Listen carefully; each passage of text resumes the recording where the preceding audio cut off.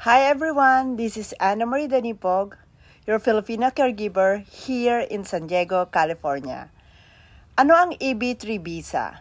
Ang EB-3 visa ay isang employment-based immigrant visa papuntang Amerika para sa mga skilled workers, professionals, at unskilled workers tulad ng mga caregivers, cleaners, at food service staff. EB-3 unskilled worker, ito naman ay para ito sa mga trabaho na hindi nangangailangan ng college diploma or special training. Kagaya ko, kadalasan ito ay less than 2 years of experience lang ang kailangan. Sa visa na ito, pwede kang magtrabaho sa US ng legal.